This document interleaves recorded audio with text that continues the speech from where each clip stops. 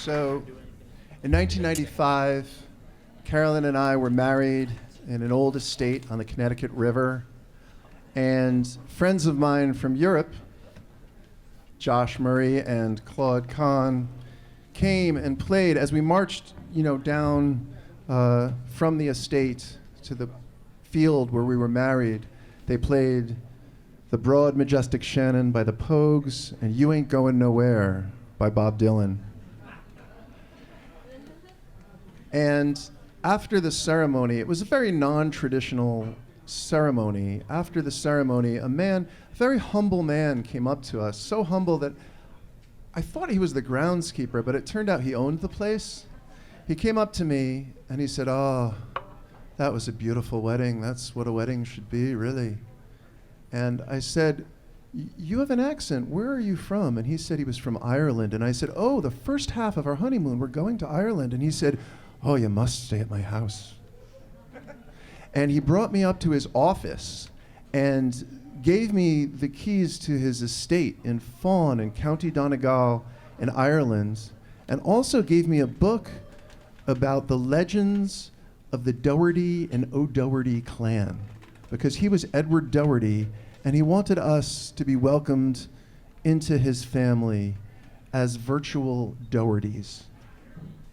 So we flew to Shannon Airport, and we got out, and the first thing we wanted to do, because we were young, and we had heard the words Tipperary and Limerick all our lives, we were like, we're going to go south to Tipperary and Limerick because we want to see the places that have those names.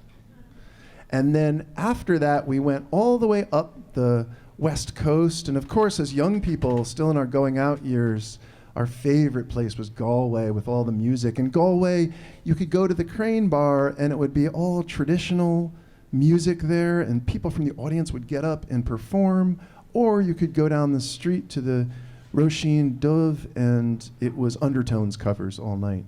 So you could get any kind of music you wanted right along the quay in Galway.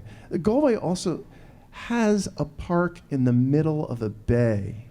Who does that? Like, that was just beautiful and gorgeous at night with the different pastel-colored houses and the light on Galway Bay at night as you went between the rock and roll and the traditional music. So we loved Galway. But we finally made our way up to Faughan in County Donegal, and we knew that we had keys to a house. We didn't know that the house we had keys to was Faughan Hall. So it was Faughan, and we were at Faughan Hall, the manor house for the district. So there were things there like a secret walled-in garden. There were cats roaming free everywhere. There was an enormous field. There was a double chestnut tree that we were told was called the Jesus tree. And we went down the long driveway of Faughan Hall, and we opened the door, and there was Mary. We did not know that Edward's sister would be greeting us, but she was completely prepared for us, and she gave us strong cheeses and tea and liquor. Mary always provided like at least a little nip of liquor with everything. And she said, "I know you're just married, but today you're going to be parents for the day, because my niece owns a bed and breakfast just across the border in Derry, and her children need to be looked after today. So you're going to be looking after the children for a little while." So the children came, and the girl was kind of nondescript. I don't remember that much about her, but I remember the boy, and the reason is because he was attired in full Manchester United kit. And whenever we were doing anything with them, he would say, "Whatever should we do? I know, let's play football." And he'd always say it like it was just this idea that just suddenly struck him in the top of his mind. So we played lots of football in the field, and finally I was like, "Well, there's a beach back there. Can we at least like go and walk on the beach?" And so he agreed. James agreed we could walk on the beach. So we went down to the beach, and we're walking on the beach, and it's rocky and beautiful, and there's water. And James, who's 7 years old, says, "You know what I like about Donegal? There's no beach anywhere in the world like a Donegal beach." And I say, "Well, actually, every summer of my life, I go to this place called Maine, which is very similar beaches to this." But then Mary came with drinks. She came back, and we went to do grave rubbing. I say rubbing because it sounds a lot like grave robbing, which I think also happens there because there was a lot of broken 12th century graves in the graveyard. But we rubbed, onto paper and made those images. And the kids were kids, and they were loving everything. And the adults were drunk, and so they were acting like kids, and it was just this glorious thing. It really did feel like we were becoming part of the Doherty family. And then the kids went home, and Mary said, I really feel like you're in our family now, and I want to take you to our ancestral home. Will you drive us?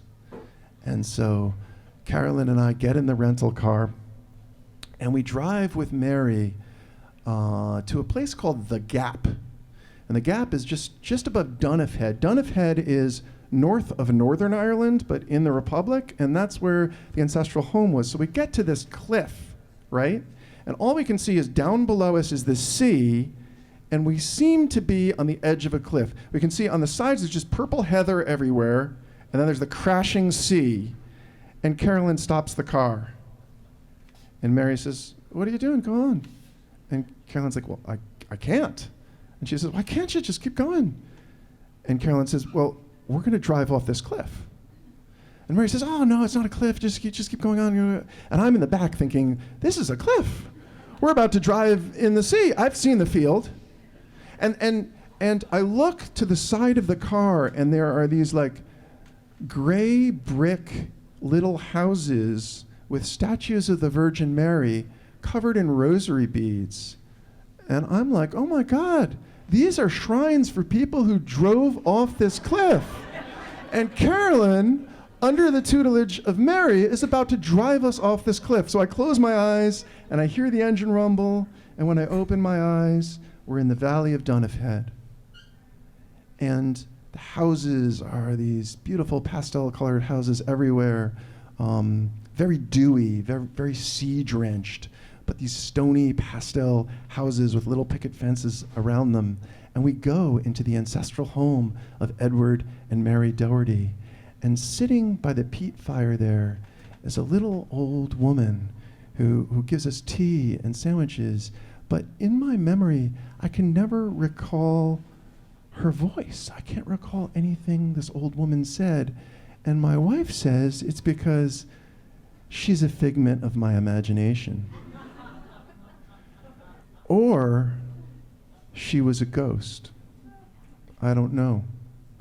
And we left the house, and I said, "Carolyn, is there another way? Like, Mary, is there another way that we can drive where we don't have to go up the Gap again?" And she said, "Yeah, it's the long route, but we can do it."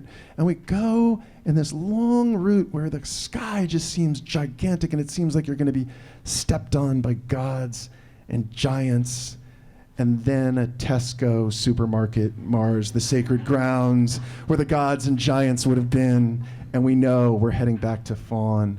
And we get back to the manor house, and we sit there in that butterscotch light in the kitchen. And by now we've drunk all the alcohol that the different people who have come to Fawn House have left there, all the leftover alcohol. And we're left with an Irish cream that's not made by Bailey's, that has a thin skin of congealed cream on, like, right under the cap. And so when you drink it, you're like this.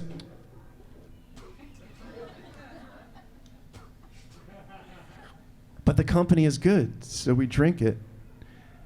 And Mary, somehow, now we're so deeply ensconced in this Doherty family feeling and history and everything.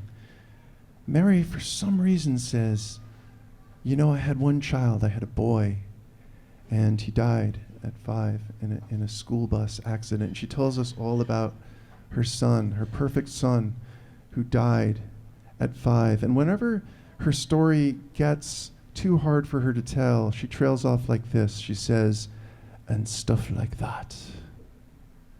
And I say, "Mary, I don't know if this will be helpful to you, but my mother had a child before I was born, right before I was born, who died while she was pregnant with me, a 2-year-old son who she found in the morning, blue, in his crib. And she ran out into Trumbull Street in New Haven saying, 'My baby is dying. My baby is dying.' because it was too hard to say the reality, which was that her baby was already dead. But I said to Mary, maybe this will help you. My mother's friend, Denny, wrote a poem about that child, and maybe that poem will apply to your child as well. And I don't know if I ever get the words perfectly right in this poem, but the way I remember it is, yes, he is here in this open field, in sunlight, among the few young trees set out to modify the bare facts. He is here, but only because we are here. When we go, he goes with us, to be your hands that never do violence, your eyes that wonder, your lives that daily praise life by living it, by laughter. He is never alone here, never cold in the field of graves. And the three of us held our drunken hands in the butterscotch light, and I said, and stuff like that. And Mary said, and stuff like that. And Carolyn said, and stuff like that. Thank you.